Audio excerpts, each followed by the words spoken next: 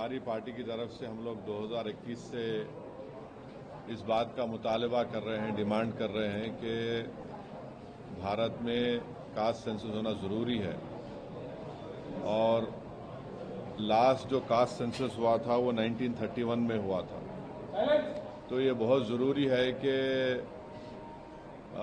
Caste census हो ताकि ये मालूम हो सके कि कौन सी कास्ट डेवलप हुई है, कौन सी कास्ट अंडर डेवलप है। और दूसरा ये कि फॉरवर्ड कास्ट में कितने वो लोग डेवलप हुए, कितने उसमें डेवलप नहीं हुए हैं। ये बहुत ज़रूरी है एफर्मेटिव एक्शन के लिए और इस देश में इंसाफ करने के लिए, क्योंकि सिर्फ 27% पे आप ओबीसी का रिजर्वेशन रोक दिए हैं, ये नाकाफी है। और कास्ट सेंसस ही इस चीज़ को साबित करेगा कि बैकवर्ड कास्ट इस देश में कितने पीछे हैं, कितना उनसे नाइंसाफी हुई है। तो हम बीजेपी से डिमांड करते हैं कि आप बार बार ये बोलते कि आप क्या बोले, विकसित भारत बोलते, जनधन बोले, फिर आप 370 निकाल दिए, ये सब चीज़ें आप बातें करें, मगर कास्ट सेंसस के ऊपर हमेशा आप पीछे हटते थे। और जब कास्ट सेंसस का डिमांड शुरू हुआ तो खुद प्राइम मिनिस्टर और बीजेपी के बड़े बड़े लीडर्स बोले कि बटेंगे तो कटेंगे, और इस तरह की वाहियात बातें होती थी। मगर कास्ट सेंसस करना ज़रूरी है। हम बीजेपी से जानना चाहेंगे कि आप क्या इसको शुरू कब करेंगे। देखिए, सेंसस शुरू होना है तो कास्ट सेंसस होगा, फिर ये कंप्लीट कब होगा, क्या 29 के पार्लियामेंट इलेक्शन से पहले ये रिपोर्ट आ जाएगी या नहीं आएगी। और साथ ही साथ ये है कि बीजेपी हमेशा बोलती पसमानदा मुसलमान। भाई, पसमानदा मुसलमान का क्या मौक़िफ़ है, क्या उनका स्टेटस है, कितना डिप्रेविटी उनमें है, और जो नॉन पसमानदा मुसलमान है उनका क्या पोजीशन है। और तेलंगाना की हुकूमत जो रेवंत रेड्डी सीएम है, उन्होंने यहाँ पर कास्ट सेंसस किया, जिससे मालूम हुआ कि 56.32% तेलंगाना में बैकवर्ड कास्ट का पॉपुलेशन है। और रेजोल्यूशन भी पास हुआ कि तेलंगाना में बैकवर्ड क्लास का रेजोल्यूशन 42% होना चाहिए। तो जाहिर है जब कास्ट सेंसस होगा तो गवर्नमेंट किसी की भी हो, उनको 50% के थ्रेशोल्ड को ब्रेक करना पड़ेगा। और जब कास्ट सेंसस की रिपोर्ट आएगी तो मालूम होगा कि नॉन गवर्नमेंट सेक्टर्स में भी अदर बैकवर्ड क्लास से कितना उनका डिप्रिवेशन है, तो उस बारे में भी सोचना पड़ेगा। तो एफर्मेटिव एक्शन की बहुत ज़रूरी है। और ये जो नारा काशीराम ने दिया था कि जिसकी जितनी आबादी उतनी उसकी भागीदारी, ये इसको प्रैक्टिकली इम्प्लीमेंट करना है ज़रूरी हमारे भारत देश में। सर, राहुल गांधी जी कल कह रहे हैं कि टाइमलाइन, आपने भी अभी सवाल किया है कि टाइमलाइन बताना चाहिए और कब तक ये कंप्लीट होगा। कल राहुल गांधी जी ने भी वही सवाल किया। अभी रेवंत रेड्डी जी ने भी कहा कि हमारे तेलंगाना स्टेट को आप रोड मैप के जैसा यूज़ करिए, रोल मॉडल के जैसा यूज़ करिए, और उन्होंने सजेशंस भी दिया है। तो ये जो 50% का जो कैपिंग भी है वो कैसा पॉसिबल होगा सर हटाने के लिए? क्यों नहीं होगा। आप पार्लियामेंट में बिल लेकर आइए, हम सब सपोर्ट करेंगे। बीजेपी के पास आप तो वक्फ बिल को अनकॉन्स्टिट्यूशनल तरीके से पास किए ना, वो बिल खुद अनकॉन्स्टिट्यूशनल था, आपने उसको पास करवा लिया। तो आप 50% को क्रॉस करने के लिए बिल क्यों नहीं लेके आते? आपको कास्ट सेंसस कराइए, आप कास्ट सेंसस वो होगा, मगर आपको 50% थ्रेशोल्ड क्रॉस करने के लिए मैं आपको बोल रहा हूं कि पूरे एमपी सपोर्ट करेंगे। आपके ने 240 है और आपके अलाइज हैं, सब पार्टी अपोजिशन, मेरे को यकीन है कि पूरा अपोजिशन पार्टी सपोर्ट करेंगे। तो आप वेट क्यों कर रहे? 50% रिजर्वेशन थ्रेशोल्ड को आप ब्रेक करिए। आप जो रिजर्वेशन दे रहे 10% के नाम पर फॉर अदर कास्ट को, वो तो माने 20% मिल रहा उनको, और जो 50% के ऊपर जो 80% पॉपुलेशन उनको आप रोक दे रहे 27% पे, 50% के अंदर। आज भी बीजेपी ला सकती, नेक्स्ट मानसून सेशन में आप बिल लाइए 50% रिजर्वेशन को क्रॉस करने के लिए। कौन रोक? आप क्या कहना चाहते हैं? कब तक होना चाहिए कास्ट सेंसस? आप देखिए पहले मैडम का सेंसस जब होगा तो कास्ट सेंसस होगा ना, तो गवर्नमेंट को जवाब देना है। हम तो टाइमलाइन मिस कर दिए। 2011 के सेंसस पे हम काम कर रहे भी, 2022 में उसके बाद होना था, आप नहीं करे। तो ये तो बीजेपी को जवाब देना पड़ेगा, बीजेपी को जवाब देना पड़ेगा, प्राइम मिनिस्टर को जवाब देना पड़ेगा, इंडिया के अलाइज को जवाब देना पड़ेगा कि आप ये कास्ट सेंसस शुरू कब करेंगे। जिसमें कास्ट सेंसस होगा तो उसको शुरू कब करेंगे? 15 महीने में मुकम्मल होता बोल रहे, कब शुरू करेंगे, कब इसको कंप्लीट करेंगे, मुकम्मल करेंगे, कब देश के सामने आएगा ये? और जब ये कास्ट सेंसस होगा तो ये जो आपके मीडिया में भी आप लोग भी एक्सपोज होंगे, इसमें कितने नॉन ओबीसी कितने बैठे हुए बड़े बड़े पोस्ट पे, ये भी निकल के आएगा। बीजेपी के लक्ष्मण जी ने अभी कुछ देर पहले कहा कि अभी जो तेलंगाना में हुआ था 12% तो मुस्लिम पॉपुलेशन है, जबकि 10% जो है ओबीसी में डाल दिया है। रेवंत रेड्डी की जो सर्वे निकाली, देखिए ये पसमानदा मुसलमान से इनको मोहब्बत है ही नहीं है बीजेपी को। आप जो है हिपोक्रेसी प्रैक्टिस कर रहे हैं। पसमानदा पसमानदा, प्राइम मिनिस्टर आके हैदराबाद में पसमानदा मुसलमान बोले। आप पसमानदा मुसलमान का नाम लेके वक्फ एक्ट में उनके मेंबर्स को बनाओ बोल के आप प्रोविजन डाले। भाई तो पसमानदा मुसलमान का मालूम होना चाहिए ना कि पसमानदा मुसलमान कितना पसमानदा है और गैर पसमानदा मुसलमान कितना पसमानदा है। फॉरवर्ड बोलिए अपर कास्ट कम्युनिटी कितने फॉरवर्ड है, कितने डेवलप है या कितने उसमें डेवलप नहीं है, वो तो सब मालूम होना चाहिए ना। आप डर रहे क्यों? आप दूध का दूध पानी का पानी हो जाएगा ना। क्या ये सही माने कि 12 में से 10% जो है वो पसमानदा मुसलमान है या फिर ओबीसी के अंदर आता है? मैडम देखिए, आप लोग स्टडी करके आइए। तेलंगाना में कैटेगरी ई में जो पसमानदा मुसलमान है, सोशली एजुकेशनली बैकवर्ड है, रिलीजन की बुनियाद पे नहीं, जो सोशल एजुकेशनल बैकवर्ड है उनको रिजर्वेशन दिया जा रहा है। तो अब बीजेपी को पेट में दर्द क्यों हो रहा है? भाई आप खुद पसमानदा मुसलमान बोल रहे हैं ना, तो उस पसमानदा मुसलमान को ही तेलंगाना और आंध्र प्रदेश में मिल रहा है। अब जो बीजेपी के नेता बोल रहे हैं तो आप जाके खत्म करो ना आंध्रा में, आप तो पावर में है वहां पे, आप तो पावर शेयर कर रहे। बेशर्मी की हद है। जहां आपको मलाई गुलाब जामुन मिल रहा है वहां पे आपका मुंह बंद हो जा रहा, मुंह में दही जम जा रही। आप आंध्रा में पावर शेयर करना, चंद्रबाबू नायडू को बोलो खत्म करो बोल के। आंध्र प्रदेश में तेलंगाना में जो बैकवर्ड कास्ट है मुसलमानों में उनको रिजर्वेशन मिल रहा है, तो बीजेपी पसमानदा मुसलमान मुखालिफत क्यों कर रही? आप इंक्लूड कर दिए वक्फ एक्ट में कि पसमानदा मेंबर बनेगा, वो पावरफुल बना रहे। यहां पर आप क्यों नहीं बनाना चाह रहे? मालूम तो ना देश में, देश को तो मालूम होना चाहिए क्या मौकफ है। सर मुस्लिम्स का जो सोशियो इकोनॉमिक कंडीशन है, सोशो एजुकेशनल कंडीशन है, तो सर सोशियो इकोनॉमिक कंडीशन है, सोशो एजुकेशनल कंडीशन देखिए आर्टिकल 15 को आप जब पढ़ेंगे, 15 सेक्शन सोशल एजुकेशनल बैकवर्डनेस जो है, जिसका आपके पीएस कृष्णन साहब एक बहुत मशहूर इंडिया के एंथ्रोपोलॉजिस्ट थे, उनकी रिपोर्ट के ऊपर उस वक्त मेरे ख्याल से रोशिया साहब थे, ये रिपोर्ट बनी, उसको एक्सेप्ट किया गया।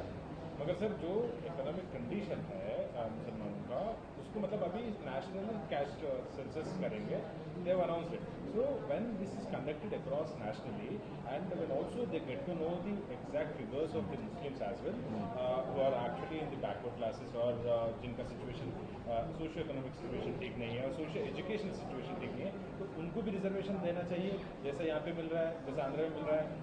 देखिए डिमांड करेंगे एक बात, पहले कास्ट सेंसस होना है, समझे ना।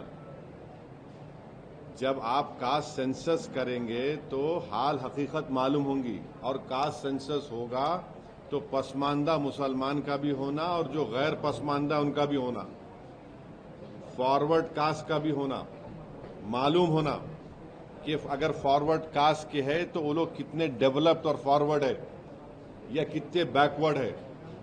पसमानदा मुसलमान है तो कितने डिप्रावेशन उनमें है और है उनमें, और जो नॉन पसमानदा मुसलमान है उनमें कितना डिप्रावेशन है। मेरे को समझ में नहीं आ रहा कि अपर कास्ट के लोगों को पेट में दर्द क्यों हो रहा है इसमें।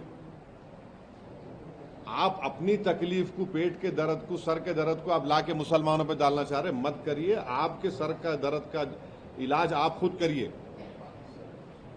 और बीजेपी, ये अब बीजेपी के जो जितने बड़े बड़े सपोर्टर्स थे वो तो गाली दे रहे थे कास्ट सेंसस को।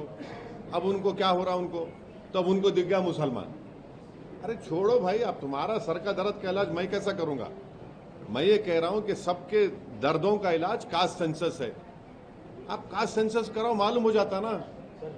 देखिए, कास्ट सेंसस होगा तो कौन कहां खड़ा हुआ है, किसके पास कितनी दौलत है, किसके पास कितना जमीन है, किसके पास कितना एजुकेटेड है, कि कौन झोपड़ी में रह रहा, कौन घर परमानेंट घर में रह रहा, कौन किराएदार है, किसके पास एग्रीकल्चर की जमीन है, किसके पास इनकम है। ये तो सब निकल के आएगा ना। तो देश हित में है, ये अच्छा है, भारत मजबूत होगा। तो और सुनिए, देखिए, एक बहुत बड़ा इकोनॉमिस्ट है, थॉमस सोवेल नाम है उसका, अमेरिका में। जब अमेरिका में एफर्मेटिव एक्शन के नाम पर अफ्रीकन अमेरिकन, चाइनीज और जूस, जब एफर्मेटिव एक्शन की बात हुई तो ये कम्युनिटी डेवलप हुए, और जब डेवलप है तो अमेरिका पावरफुल बना। तो ये भारत को ही पावरफुल करना है। आप कैसा इतनी बड़ी आबादी को, जो 85% की आबादी है, उनको कैसा आप पिक्चर रखेंगे।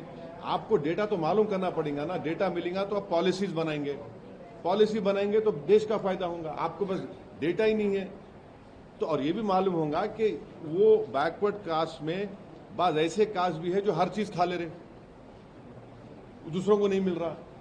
तो ये विन विन सिचुएशन है सबके लिए। सर, जैसा तेलंगाना में बैकवर्ड क्लासेस में मुस्लिम, जो बैकवर्ड मुस्लिम्स है, बैकवर्ड क्लासेस में मिला है, वैसा मिलाना चाहिए था क्या, भी मेरा सवाल था। अरे सुनिए, पहले डेटा आ जाने दीजिए। जब डेटा आएगा तो आप इतना मुतमईन रहिए, जब डेटा आ जाएगा तो पूरे देश को मालूम हो जाएगा कि किस तरीके से 85% पॉपुलेशन को, उनको इंजस्टिस उनसे हुई, कैसे उनको हिंदू मुस्लिम के झगड़ों में मिलाकर उनको पीछे रख दिया गया, कैसे उनका एक्सप्लॉयटेशन हुआ। तो ये सब चीजें मालूम होंगी ना। पहले तो कास्ट सेंसस तो होने दीजिए। आप लोग भाई, कास्ट सेंसस तो जरूरी है ना। सर, तेलंगाना में कास्ट सेंसस हुआ, 50 दिन में 3.54 करोड़ लोगों का यहाँ पर डेटा हाँ, लिया गया, लेकिन आगे 56.34 ओबीसी पॉपुलेशन है। और आगे का एक्शन प्लान तेलंगाना। अरे भाई, उन्होंने रेजोल्यूशन, असेंबली में रेजोल्यूशन पास करके बोल दिए कि 42% बीसीज को रिजर्वेशन दो आप। अब गवर्नमेंट ऑफ इंडिया को क्या करना है। और हम आज भी प्राइम मिनिस्टर से ये रिक्वेस्ट कर रहे हैं कि आप अपने आप को ओबीसी का नेता बोलते। प्राइम मिनिस्टर छाती को मार के बोले मैं बैकवर्ड क्लास का नेता हूं। आप एक बिल डालो ना पार्लियामेंट में, 50% रिजर्वेशन को ब्रेक करो आप। और सेंसस आप कब करेंगे, ये उसमें सेंसस कब शुरू करेंगे, उसको कब कंप्लीट करेंगे, और क्या 29 पार्लियामेंट इलेक्शन से पहले इंप्लीमेंट होगा नहीं होगा। तो अगर बिल पार्लियामेंट में आता है तो आप 100% आप लाइए, 50% ब्रेक करिए, रिजर्वेशन लाइए आप कौन रोक रहा प्रधानमंत्री को। आप लाइए ना, आप बिल्कुल फौरन ला लीजिए। जिस तरह के कास्ट, जैसे ये बात सामने आई है, उसके बाद से जो राजनीति हो रही है पार्टियों के बीच में, एक दूसरे के ऊपर ये कहने की हमने इसके लिए दबाव बनाया, हमें इसके लिए निषेध कर रहे हैं, कैसे देख रहे हैं आप देखिए, आप छोड़ जी ना, आप कौन दूल्हा बन रहा है नहीं बन रहा है मेरे को उसकी फिक्र नहीं है। आप कास्ट सेंसस का डिसीजन ले लिए। और देखिए, केरला में आरएसएस की बैठक हुई थी, वो बैठक में भी उन्होंने इन अ वे बोले कास्ट सेंसस कराओ बोल के। केरला में बैठक हुई थी आरएसएस की, उसमें उन्होंने बोले इन अ वे कराओ बोल के। आपका बीजेपी को, गवर्नमेंट ऑफ इंडिया से हम एक ही बात पूछ रहे हैं कि आप सेंसस कब शुरू करेंगे, क्योंकि आप डिसीजन लिए कास्ट सेंसस भी कराएंगे। सेंसस कब शुरू होगा और कब कंप्लीट होगा, उसका डेटा देश के सामने कब आएगा। क्या 29 पार्लियामेंट के इलेक्शन से पहले ये हो जाएगा नहीं हो जाएगा, हमको बताइए। अरे जरूरी है ना भाई, आपके इतने पॉलिसीज हमारे हैं। 1931 में एक सेंसस हुआ, उसके बाद से अब तक नहीं हुआ। मंडल की खाली रिपोर्ट पे हो रहा है। आपके पास मालूम तो होना ना कौन कहाँ खड़ा हुआ है, कौन कितना पसमानदा है, कौन कितना पिछड़ा है, किसमें कम पढ़े लिखे लोग हैं, किसमें किसके पास जमीन नहीं है, किसके पास इनकम कितनी है, कौन किराए के घर में रहता है, किसके पास जमीन नहीं एग्रीकल्चर की, ये सब मालूम होगा ना। इसमें इसमें वो क्या बात है। मगर हम यही बोले कि टाइम लाइन दीजिए प्लीज आप। कांग्रेस के लिए जिस टाइम पर ये अनाउंस किया जा रहा है, ये कहीं ना कहीं बता रहा है कि बिहार का जो चुनाव है इसके मद्देनजर है। क्या आप सच में समझते हैं कि आप भी बिहार हम बिहार चुनाव लड़ेंगे और अच्छी तरह से लड़ेंगे। हम बहादुरगंज से हमारे कैंडिडेट का अनाउंस भी कर दिए। मैं और मेरी पब्लिक मीटिंग है 3 तारीख को बहादुरगंज में, 4 तारीख को और एक जगह पर है। हम अच्छी तरह से लड़ेंगे और आप देखेंगे इंशाअल्लाह ताला हमारे जो एमएलएज लास्ट टाइम जीते थे उससे ज्यादा हमारे एमएलएज कामयाब होंगे और जो चोरी करे हमारे एमएलएज की इंशाअल्लाह ताला उनको भी सीमांचल की जनता सबक सिखाएगी। बिहार के इलेक्शंस मद्देनजर रख के ये लाया गया, ये सवाल था सर। सवाल का जवाब ये दे दिया, मैं दिया ना। मैं बिहार का जवाब मैं ऐसे दिया। अब आप जैसा चाह रहे मैं कैसा दूंगा? क्या असर होगा? हाँ, क्या इस बार असर होगा? आप देखेंगे। अब हम अब देखिए बहादुरगंज में हमारी जनसभा है, असर देखेंगे आप। ओके सर, पाकिस्तान का जो कई सारे पोस्ट पे जो विड्रॉ कर रहे सोल्जर्स, मगर पाकिस्तान का जो डर है वो क्लियरली दिख रहा है। इस पे आपका क्या कहना है सर? सरकार से पाकिस्तानी जो पोस्ट है पाकिस्तान के बॉर्डर के अंदर एलओसी में जो लगे हुए पोस्ट है, वहाँ पे at those post they are withdrawing the soldiers and several soldiers left the positions and we are seeing also reports that Pakistani families are going to London. How would you like to respond, sir, and what would you like to say to the center that what center should do? देखिए, मैंने आप लोग जब press conference में ये बात कहा था कि काश 2019 में नरेंद्र मोदी वो जो लॉन्चिंग पैड्स की जमीन को हासिल कर लेते, जहां से लॉन्च पैड्स होते वो टेररिस्ट के, वो आप उसको ले लेते। अब आप जब ये आपकी न्यूज अगर सही है तो बहुत अच्छा है, हमको जाके वहां पे ले लेना चाहिए। मेरे को नहीं मालूम आपके ऊपर वो आप बोल रहे खाली करके चले गए, तो खाली करके चले गए तो फिर हम जाके बैठना वहां पे और छोड़ना नहीं। अब के बार अगर कुछ एक्शन ले रहे तो घर में घुस के बैठ जाना। घर में घुस के मारते बोले ना, अब घर में घुस के बैठ जाना, खत्म। ये होना चाहिए। पीओके ले लेना सर। नहीं, अरे गवर्नमेंट खुद बोल रही। एक बात सुनिए, पीओके नहीं, पीओके का रेजोल्यूशन है पार्लियामेंट का, भारत की पार्लियामेंट का रेजोल्यूशन है, वो भारत का है बोल के। तो बीजेपी क्या बोलती, घर में घुस के बोले डैश बोले, हम बोले घर में घुस के बैठ जाओ आप। ये खत्म होना है टेररिज्म, जो बार बार हर थोड़े दिन को जो टेररिज्म होता। आप देखिए हैदराबाद में लुम्बिनी पार्क का हुआ, दिलसुख नगर का हुआ। मैं एक शर्मा साहब को जानता हूं, तेलुगु के पंडित हैं, उन्होंने अपनी बेटी को खो दिए। कभी कभी आके मिलते मेरे दारुसलाम में, असद साहब मेरी बेटी याद आ रही मेरे को बोल। तेलुगु के पंडित अपनी नौजवान बच्चे भी खो दिए। आप 26/11 का हुआ, निजामाबाद की एक दुल्हन वो वीटी स्टेशन पे मारी गई जिसके हाथों में मेहंदी थी। पुलवामा हुआ, आपके उरी हुआ, आपके पठानकोट हुआ, रेसी हुआ लास्ट ईयर, वैष्णो देवी के पास 7 टूरिस्ट को मारे। तो आपके पास तो पूरे सब अपोजिशन पार्टीज गवर्नमेंट को बोल रहे कि इसका आप खत्म करो, ये टेररिज्म को आप खत्म करो। आप पावर में हैं, आपको खत्म करना है इन चीजों को। एक आखिरी सवाल सर, जो पाकिस्तानी को वापस भेजा गया उसका डेटा रिलीज करना चाहिए क्या सेंटर? किसको वापस भेजा रहे? पाकिस्तानी जो नेशनल थे, शॉर्ट टर्म वीजा पे, 60 वीजा पे जो थे, या फिर लॉन्ग टर्म वीजा। अरे वो छोड़ दे भाई, वो जो बच्ची आके बैठ गई यहाँ पे 2 बच्चों को लेके, उनको क्या बोलते तुम लोग पूछ रहे नहीं तुम लोग हैं? वापिस जाओ बोल के। अरे उन्हें आके बैठ गए, उन्हें वो क्या किस्सा क्या है प्यारे, वो तुम लोगों को बड़ी मोहब्बत उससे हो गई, उसका बारे में पूछ रहे हैं तुम लोग। वापिस